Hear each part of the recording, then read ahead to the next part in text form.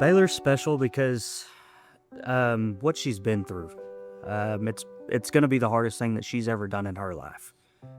For a baby to go through that when they're born and to recover as fast as she did, like that's special. We had gone in for our anatomy scan, our 20-week scan, and we were having a great day, super excited. And then our OB came in and she was like, "I'm worried about your baby's heart." And that was like world shattering for us. I remember like my whole world stopped. You don't hear anything else, you don't see anything else in the moment. Like all you can think about is something's wrong with my baby's heart. She said, "We're going to send you to Arkansas Children's and we're going to do a echocardiogram on her and see if we can figure out what's really going on." Baylor comes from Oklahoma, so her regional OB was able to get a consultation from our team, and they do these fetal ultrasounds. The reason this is so beneficial is that, one, answers a lot of questions for the parents. If there is an abnormality or something to be concerned about, the parents then get to hear and learn about what that is. Mentally, they're also able to prepare for that. From a surgical and physician standpoint, this is immensely helpful because now at the time of birth, medical teams can be in place. One of the cardiologists came in and explained that she had aortic arc hypoplasia, but they were also concerned that the left side of her heart was not going to develop all the way and that she would be also diagnosed with hypoplastic left heart syndrome.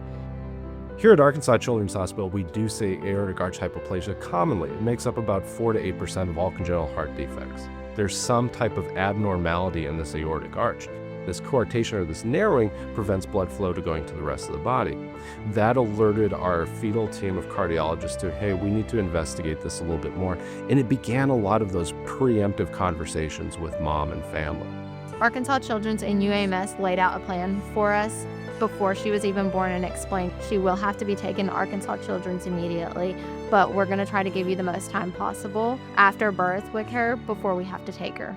That was really important to me, and I'm thankful that we were able to do that. They made that a priority for us both to be able to do skin to skin after she was born. Baylor is born just over 5 pounds. The heart on a child that's 5 pounds, you're looking at something about the size of like a moderate-sized strawberry. What I have here is a 3D model of Baylor's aortic arch. We have to think about how can we get safely to this blood vessel that feeds all of the organs of the body? How can we repair that but maintain viability of those organs? And so what we use is a technique called deep hypothermic circulatory arrest. We put the patient onto a heart-lung machine, and then that blood is extracted from the patient, brought through the pump, oxygenated and cooled to a very, very low temperature.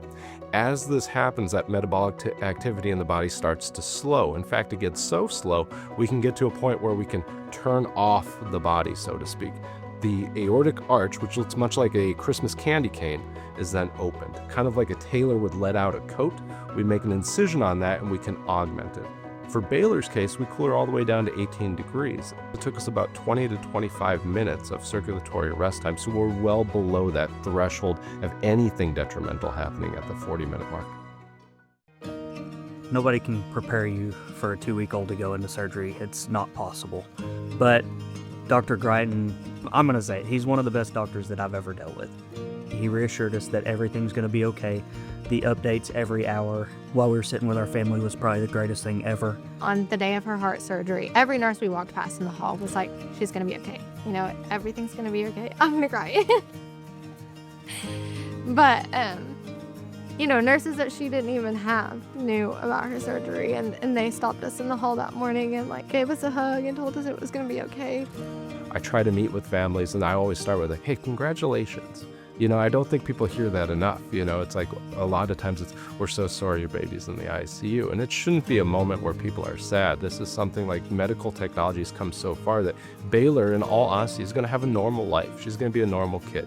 So she can go play with her friends. She can go to college. She can become anything she wants in her career. And I think the family getting to enjoy in that process has changed kind of the start to both her life, but the memories they create with her.